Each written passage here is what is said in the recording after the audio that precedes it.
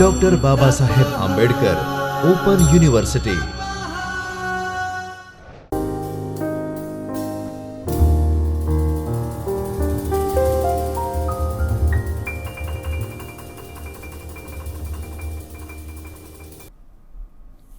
નમસ્કાર વિદ્યાર્થી મિત્રો, ડૉક્ટર બાબા સાહેબ આંબેડકર ઓપન યુનિવર્સિટીના ચૈતન્ય સ્ટુડિયોમાં હું ડૉક્ટર સોનલ આપ સર્વેનું હાર્દિક સ્વાગત કરું છું.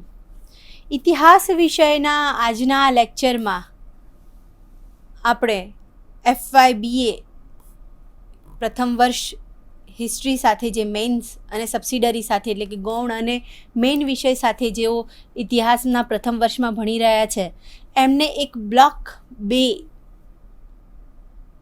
અભ્યાસમાં આવે છે અને બ્લોક 2નું ટાઇટલ છે શૃંગોથી સંગમ યુગ સુધી. આ શૃંગોથી સંગમ યુગના બ્લોકમાં એક યુનિટ તરીકે એક એકમ તરીકે સંગમ યુગ, ભાષા, સમાજ અને સાહિત્ય એનો અભ્યાસ કરવાનો હોય છે. આજે આપણે એ જ વિષય ઉપર ચર્ચા કરીશું કે સંગમ યુગ કોને કહેવામાં આવે છે, એની ભાષા, સમાજ અને સાહિત્ય કેવા પ્રકારનું હતું એના વિશે વિસ્તૃત ચર્ચા કરીશું આજે આપણે મિત્રો.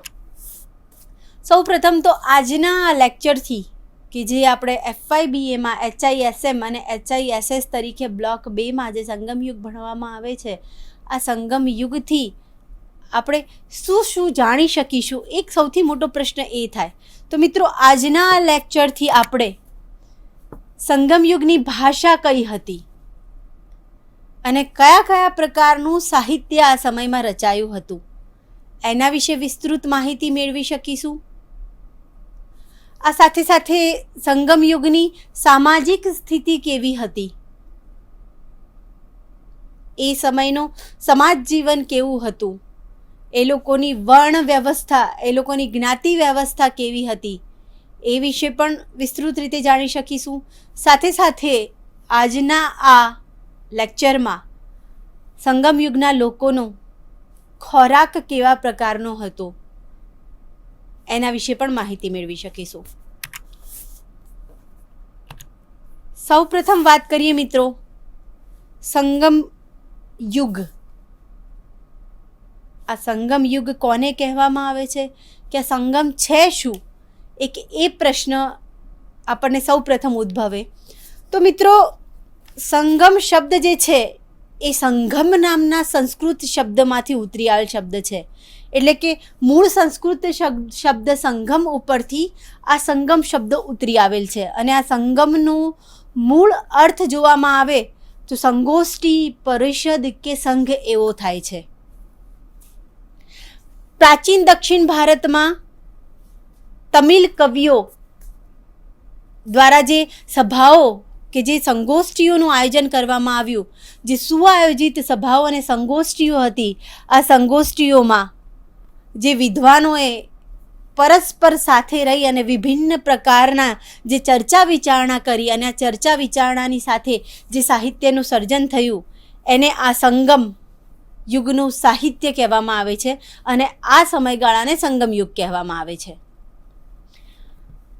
રામશરણ શર્મા સંગમ યુગના મતે એ પોતાના વિચાર રજૂ કરે છે. એમના મત અનુસાર સંગમ છે એ સંગમ તમિલ કવિઓ તથા વિદ્વાનોની એવી સુઆયોજિત પરિષદ હતી કે જે બુદ્ધિજીવી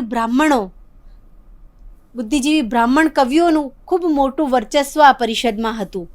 અને સંગમ શબ્દ જે છે, આ સંગમ શબ્દનો સૌ પ્રથમ પ્રયોગ એ તમિલ સાહિત્યમાં શૈવ સંત તિરુનાવુક્કરારાસુ અપ્પાયાર એટલે કે તિરુનાવુક્કરાસુ એટલે કે અપ્પાયારે કર્યો હતો.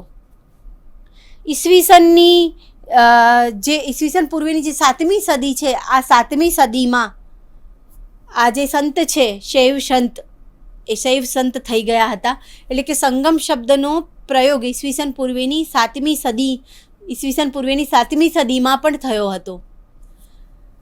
સંગમ યુગની વાત કરીએ મિત્રો તો ઈસવીસન 1000થી ઈસવીસન 100 થી ઈસવીસન 250 ના મધ્યભાગ સુધી જે 3 સંગમોનું આયોજન કરવામાં આવ્યું અને તેથી આ સમયગાળો છે, આ સમયગાળો ઇતિહાસમાં સંગમ યુગ તરીકે ઓળખાય છે. એટલે કે ઈસવીસન 100થી ઈસવીસન 250ના મધ્યભાગ સુધી 3 સંગમોનું આયોજન, 3 સંગોષ્ઠીઓનું આયોજન આ સમયગાળા દરમિયાન થયું અને આ જે સમયગાળો છે એને સંગમ યુગ તરીકે ઓળખવામાં આવે છે. અને આ સમયગાળામાં જે સાહિત્યની રચના થઈ એ સંગમ સાહિત્ય તરીકે ઓળખાવામાં આવે છે. આગળ વાત કરીએ મિત્રો, તો આ સમયના જે પ્રાચીન યુગના દક્ષિણ ભારતના જે રાજનૈતિક કે રાજકીય અને સાંસ્કૃતિક ઇતિહાસમાં જે સમકાલીન તમિલ રાજ્યો હતા, આ તમિલ રાજ્યોમાં ચોલ, પાંડ્ય અને ચેર એમનું નોંધપાત્ર અને અદ્વિતીય સ્થાન હતું.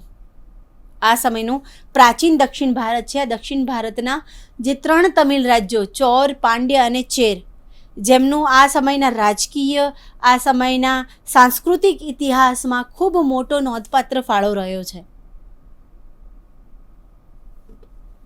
ચોલ, સૌપ્રથમ વાત કરું તો ચોલ સામ્રાજ્યની, તો ચોલ સામ્રાજ્યમાં કાવેરી અને તેની આસપાસના પ્રદેશોનો સમાવેશ થતો અને તેની જે રાજધાની છે એ ઉરંગપુર કે ઉરેયુર એ હતી. ચોલ સામ્રાજ્યની સાથે વાત કરું તો પાંડ્ય રાજ્યની, તો ચોલ રાજ્યની દક્ષિણે પાંડ્ય રાજ્ય આવેલું હતું અને જેની રાજધાની મદુરાઈ હતી. એ જ સાથે ચૈલ રાજ્યની વાત કરું તો પાંડ્ય રાજ્યની પશ્ચિમે આ ચૈલ રાજ્ય આવેલું હતું અને જેની રાજધાની કારૂર હતી. આ ત્રણેય જે રાજ્યો છે, આ ત્રણેય રાજ્યોમાં ખૂબ મહત્ત્વના શાસકો પણ થઈ ગયા. માટેનો જે રાજકીય ઇતિહાસ છે એ રાજકીય ઇતિહાસ પણ ખૂબ મહત્ત્વપૂર્ણ છે. જેમ કે હું ચેર શાસકોની વાત કરું તો એ સમયના જે ચેર શાસકો છે એ ઉદયન જરેલ, સેનુગુટ્ટુ વન કે નેડુંજરેલ આવા વગેરે, આદિ ગૈમાન વગેરે ચેર શાસકો થઈ ગયેલા. સાથે સાથે ચોલ શાસકોની વાત કરું તો ચોલ શાસકોમાં કરિકાલ, એલારા વગેરે ચોલ શાસકો પણ થઈ ગયેલા. પાંડ્ય શાસકો, એ સમયના જે મહાન પાંડ્ય શાસકો હતા એમાં નેડિયાન, સલાર પસાર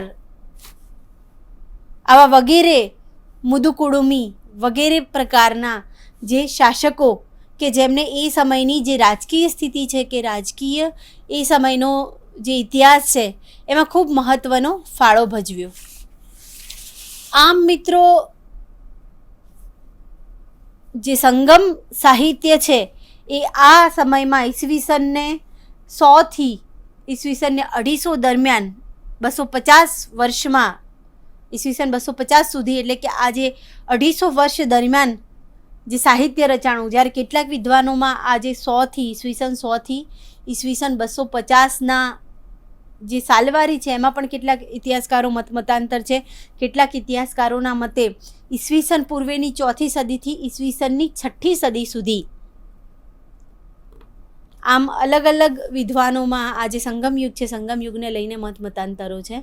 પરંતુ જે પણ હોય, આ જે સમયગાળા દરમિયાન જે તમિલ વિદ્વાનોના સંઘની જે રચના થઈ અને આ સંઘની રચના, સંઘમાં જે સાહિત્યની રચના થઈ એને સંગમ સાહિત્ય તરીકે ઓળખવામાં આવે છે.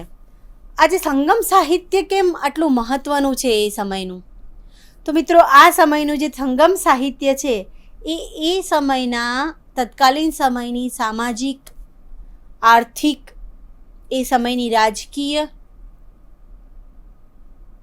એ સમયની ધાર્મિક વગેરે પરિસ્થિતિ ઉપર પૂરતા પ્રમાણમાં પ્રકાશ ફેંકે છે. અને માટે આ સમયનું જે સંગમ સાહિત્ય છે એ સમયનો તત્કાલીન ઇતિહાસ જાણવા માટે ખૂબ અગત્યનું સાધન છે. આગળ વાત કરીએ મિત્રો, તો આ સમયની ભાષા. અહીંયા આપણે સંગમયુગીન ભારત જે છે કે જ્યાં ચેર, ચોલ અને પાંડ્ય શાસકો શાસન કરતા હતા, અને આ સંગમયુગીન એ સમયનું જે ભારતનું દ્રશ્ય છે જ્યાં સંગમકાલીન શાસકો જે શાસન કરતા હતા, જે આપણે જોઈ શકીએ છીએ કે જેઓ ગોદાવરી, કૃષ્ણા નદી કે પછી કાંચી વગેરે વગેરે જગ્યાએ, મદુરાઈ વગેરે જગ્યાએ અલગ અલગ શાસકો શાસન કરતા હતા, જે આપણે આ સેકન્ડ જે નકશો છે એમાં પણ જોઈ શકીએ છીએ, જેમાં ચેર પાંડ્ય અને ચોલ શાસકો જે શાસન કરતા હતા, ચેર પાંડ્ય અને ચોલ શાસકોને એમના જે પ્રદેશો છે એ પ્રદેશો સાથે વર્ણવવામાં અહીં આવ્યા છે. સંગમયુગીન જે ભાષા છે, એ સમયની જે ભાષા છે, એ ભાષાની વાત કરીએ તો આ સમયે તમિલ, તેલુગુ, કન્નડ અને મલયાલમ આ 4 દ્રવિડ ભાષાઓનો ખૂબ મોટા પ્રમાણમાં વિકાસ થયો. આ સમયમાં આ જે 4 દ્રવિડ ભાષાઓ છે, તમિલ, તેલુગુ, કન્નડ અને મલયાલમ, એ ભાષાઓ ખૂબ જ વિકસી. એમાં પણ સૌથી પ્રાચીન ભાષા એવી તમિલ ભાષા, આ તમિલ ભાષા કે જે ભારત, શ્રીલંકા અને સિંગાપોરમાં ખૂબ જ પ્રચલિત ભાષા છે. આવા તમિલ ભાષાનો ખૂબ મોટા પ્રમાણમાં સાહિત્યની રચના થઈ અને ખૂબ મોટા પ્રમાણમાં એનો વિકાસ થયો. તમિલ ભાષાની વાત કરું તો તમિલ ભાષાના જે તમિલ બ્રાહ્મી શિલાલેખો પ્રાપ્ત થયેલા છે, આ તમિલ એ બ્રાહ્મી શિલાલેખોમાંથી મળી આવે છે. જે તમિલ ભાષા છે આ સમયના બ્રાહ્મી શિલાલેખોમાંથી મળી આવે છે. અને આ જે શિલાલેખો છે એ મુખ્ય શિલાલેખો આપણને અરીપુટ્ટી કે જે મોંગુલમ અને મદુરાઈમાંથી પ્રાપ્ત થાય છે, કરુંગા કે લક્કુટી જે મેલુર અને મદુરાઈમાંથી, કોંગાર પુલિયમ કલમ કે જે મદુરાઈમાંથી, અજક રમલ્લાઈ આ વગેરે જગ્યાઓથી આવા જે બ્રાહ્મી શિલાલેખો પ્રાપ્ત થયા છે કે જ્યાં તમિલ ભાષા પ્રાપ્ત થઈ છે, એવા અલગ અલગ જગ્યાએથી આવા શિલાલેખો આપણને પ્રાપ્ત થયા છે. આ જે શિલાલેખો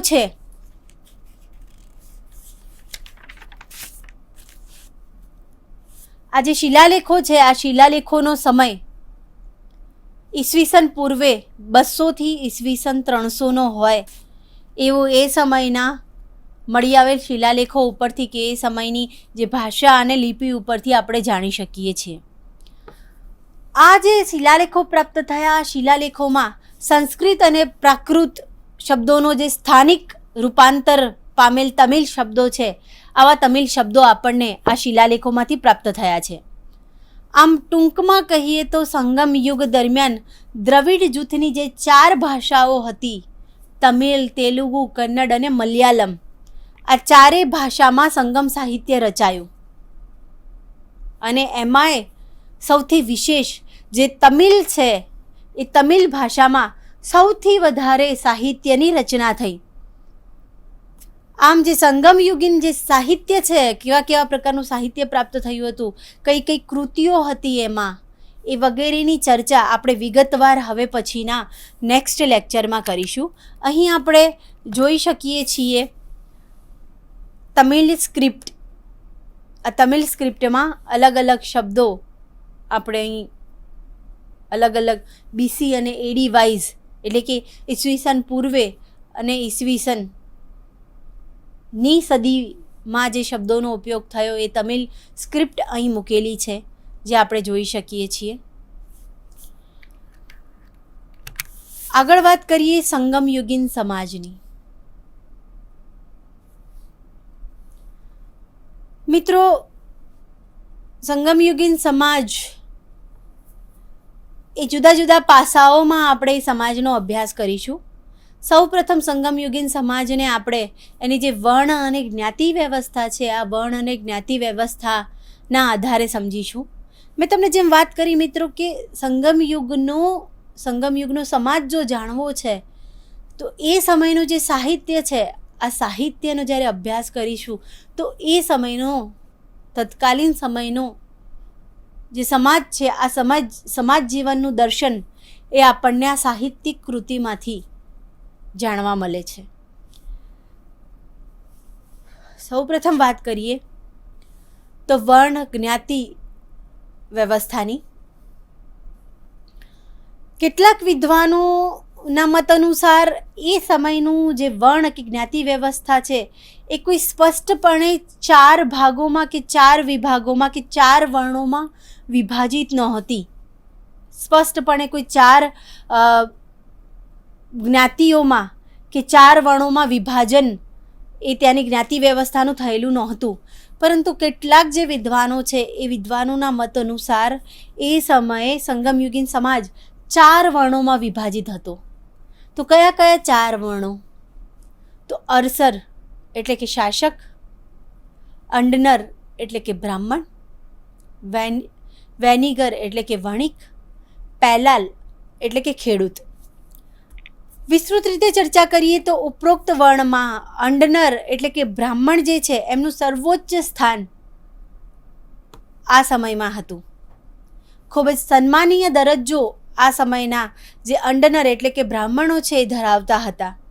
બ્રાહ્મણોને જ ખાલી જનોઈ ધારણ કરવાનો અધિકાર હતો. આ સાથે સાથે સંગમ યુગમાં બીજા જે સન્માનીય દરજ્જો ધરાવતા હતા એ આ સમયના સંતો હતા. એવું કહેવાય છે કે આ સમયના સંતો છે એ ભૂતકાળ અને ભવિષ્યકાળનું આવા સંતોને જ્ઞાન હતું, અને માટે આ જે સંતો છે એ સંતો પણ ખૂબ મહત્ત્વનું સ્થાન ધરાવતા હતા. ચોથા નંબરના અહીં જે વર્ણ આપણે અહીં ઉલ્લેખેલો છે પેલાલ, કે જેને વેલ્લાર તરીકે પણ ઓળખવામાં આવે છે અને કેરાલર તરીકે પણ ઓળખવામાં આવે છે. આવો વર્ગ એટલે કે ખેડૂત વર્ગ. મિત્રો, મોટા ભાગના એ સમયના ચેર, ચોલ અને પાંડ્ય શાસકો જે થઈ ગયા, આ મોટા ભાગના શાસકો એ પેલાલ એટલે કે ખેડૂત વર્ગમાંથી આવતા હતા. આ મોટા ભાગના શાસકો એ આ વર્ગના હતા. સાથે સાથે આયર અને વેડ્ડુવરો કે જે અનુક્રમે શિકારી અને ભરવાડો તરીકે ઓળખાતા હતા, એમનો પણ ઉલ્લેખ જોવા મળે છે. આ સાથે સાથે સોની, સુથાર, લુહાર, વણકર અને યોદ્ધાઓની જે વર્ગો હતા, આ વર્ગોનું પણ ખૂબ જ મહત્ત્વ આ સમયના સામાજિક જીવનમાં હતું. આ ઉપરાંત આ સમયે જે નિમ્ન વર્ગમાં જેમની ગણતરી થતી એવા નિમ્ન વર્ગોમાં શિકારી, માછીમારો, સફાઈ કામદારો કે જે કસાઈઓ હતા, માછીમારો, કસાઈઓ અને મોચીઓ હતા, આ જે વર્ગ છે એ નિમ્ન વર્ગમાં આવતા હતા. આમ સંગમયુગના સમાજ છે, આ સંગમયુગનો સમાજ અનેક અલગ અલગ વર્ગોમાં વિભાજિત હતો. સંગમયુગીન જ્ઞાતિ કે વર્ણ વ્યવસ્થા પછી હવે આપણે એ સમયનો જે લોકો જે ખોરાક આરોગતા હતા, ખોરાકમાં જે વાનગીઓ આરોગતા હતા એ વિશે ચર્ચા કરીશું. ઘણા પ્રશ્નો જ્યારે અલગ અલગ આપણે સમયગાળો ભણતા હોઈએ ત્યારે અલગ અલગ સમયગાળાને લઈને એ સમયનો ખોરાક આપણને જુદો જુદો અલગ અલગ પ્રકારનો જોવા મળે છે. એ જ રીતે સંગમયુગીન જે ખોરાક છે, આ સંગમયુગીન ખોરાક પણ એક અલગ પ્રકારની, આપણે જે અન્ય ઉત્તર ભારતની વાત કરીએ કે અલગ અલગ પ્રદેશોની વાત કરીએ એના પ્રમાણમાં એક અલગ પ્રકારનો ખોરાક, કે જેમ હાલ પણ વાત કરીએ તો હાલ આપણે જ્યારે દક્ષિણ ભારતમાં જઈએ છીએ ત્યારે દક્ષિણ ભારતના ખોરાકમાં મોટાભાગે ચોખાનું પ્રમાણ વધારે હોય છે. લોકો ઇડલી, ઢોસા કે જે ચોખાથી બનતી વાનગીઓ છે એ ચોખાથી બનતી વાનગીઓનો ઉપયોગ વધારે કરતા હોય છે. આમ અલગ અલગ પ્રદેશોમાં જેમ અત્યારે પણ ખોરાકની સામ્યતા જોવા મળે છે, એમ એ સમયના જે સંગમયુગીન જે સમાજ છે, આ સમાજમાં ખોરાકમાં જે સામ્યતા છે આપણે જોઈ શકીએ છીએ. એ સમયના લોકો શાકાહારી અને માંસાહારી બંને પ્રકારના, એટલે કે માંસનો પણ પોતાના ખોરાકમાં ઉપયોગ કરતા અને શાકાહારી પણ હતા, એટલે કે માંસાહારી ને શાકાહારી બંને હતા. આ યુગના લોકો દૂધની બનાવટો, દહીં, ચોખા, બાજરી, દાડમ તેમજ માંસની વાત કરું તો હરણ, બતક, કાચબો, ડુક્કર વગેરેનું માંસ આરોગતા હતા. સાથે સાથે ત્યાંના લોકો માછલીનો પણ ઉપયોગ કરતા હતા. આ ઉપરાંત એ સમયનો જે ખૂબ જ જાણીતો ખોરાક, એ સમયની જે પ્રચલિત વાનગી હતી, આ પ્રચલિત વાનગીમાં પોંગલ હતું કે જે પૌવા અને દૂધમાંથી બનાવવામાં આવતું. આમ એ સમયની જાણીતી વાનગી તરીકે પોંગલનું ખૂબ જ મહત્ત્વ રહેલું છે. આ સમયના જે લોકો છે એ ખોરાક કેવા કેવા પ્રકારનો ખોરાક હતો. હવે વાત એવી આવે કે કઈ રીતે ખોરાક આરોગતા હતા. એ સમયના લોકો ભોંય તળિયે બેસી અને જે કેળ હોય એ કેળના પાંદડા ઉપર પોતાનો ખોરાક મૂકીને ભોજન લેતા હતા. સાથે સાથે જે તમને ખબર હોય તો મિત્રો, હાલના સમયમાં પણ જ્યારે આપણે કેરળ બાજુના પ્રદેશોમાં જઈએ તો એ પ્રદેશોમાં જે એની ભાતીગળ કે જે પ્રાચીન સાંસ્કૃતિક સાથે જોડાયેલી અનેક સંસ્થાઓ છે કે અનેક જે એ પ્રકારની હોટેલ મેનેજમેન્ટ સાથે જોડાયેલી સંસ્થાઓ છે, એ સંસ્થાઓમાં કેળના પાંદડા ઉપર હજી પણ એક તેની ટ્રેડિશન પ્રમાણે ત્યાંના કેટલાય મંદિરોમાં આ પ્રકારનો પ્રસાદ આપવામાં આવે છે કે એ આ પ્રકારની ઘણી જગ્યાએ આ પ્રકારે ખોરાક પીરસવામાં આવે છે. આમ એ સમયે જે કેળના પાંદડા હોય, આ કેળના પાંદડા ઉપર ભોંય તળિયે બેસી અને ખોરાક એ લોકોને આરોગવાનું રહેતું. એ સમયનું જે વર્ણ વ્યવસ્થામાં જે મહત્ત્વનું સ્થાન ધરાવતા એવા સંતો, આ સંતો છે એ ઠંડો ભાત અને ગરમ પાણીથી પોતાનો ખોરાક મેળવતા હતા, એટલે કે આટલાથી એ લોકો સંતોષ મેળવતા હતા. સાથે સાથે ગૃહસ્થીઓના રોજબરોજના જીવનમાં દૂધની અલગ અલગ પ્રકારની વાનગીઓ એ લોકો આરોગતા હતા. ગામડાની અમુક જે શેરીઓ છે, આ શેરીઓમાં જે શરાબી પીણા, અફીણ અને સાથે સાથે તાળી વગેરે દુકાનોમાંથી પ્રાપ્ત થતી હતી. આ ઉપરાંત ત્યાં જમ્યા પછી મુકવાસ કે પાન બીડાનો પણ ખૂબ મોટો રિવાજ હતો. ત્યાંના જે લોકો છે એ જમ્યા પછી પાન સોપારી ખાવાના ખૂબ જ શોખીન હતા અને બજારમાં આવા તૈયાર પાનના બીડાઓ વેચવામાં આવતા. અને આ જે તૈયાર પાનના વેચનાર બીડાનો જે વર્ગ, એક સમૂહ ઊભો થયેલો હતો, એક અલગ વર્ગ ઊભો થયેલો હતો. આવા જે બીડા વેચનાર વર્ગ હતો કે જે પાનના બીડા બનાવતા, આવો પાનના બીડા વેચનાર વર્ગ હતો, એને પાસાવર તરીકે એ સમયના ઇતિહાસમાં આપણે ઓળખી શકીએ છીએ. આમ મિત્રો, આજે આપણે સંગમયુગીન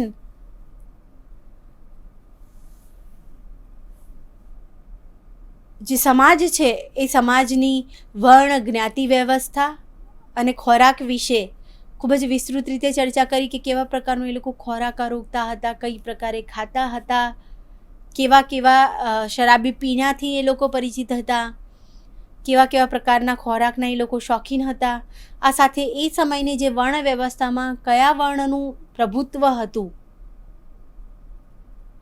એની વાત કરી.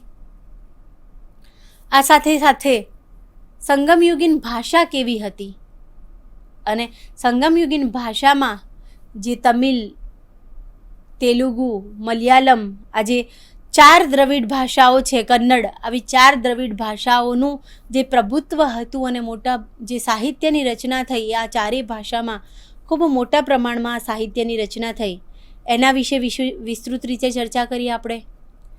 સાથે સાથે સંગમ યુગ કોને કહેવાય અને કઈ રીતે સંગમ યુગ એ શબ્દ પ્રચલિત બન્યો એના વિશે પણ વિસ્તૃત ચર્ચા કરી.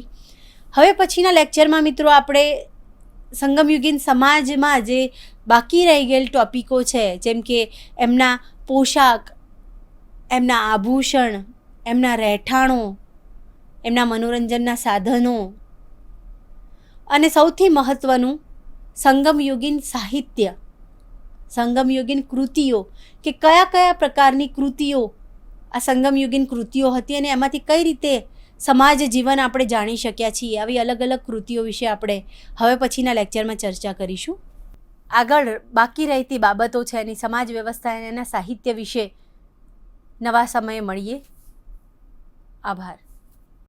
સ્વાધ્યાયઃ પરમઃ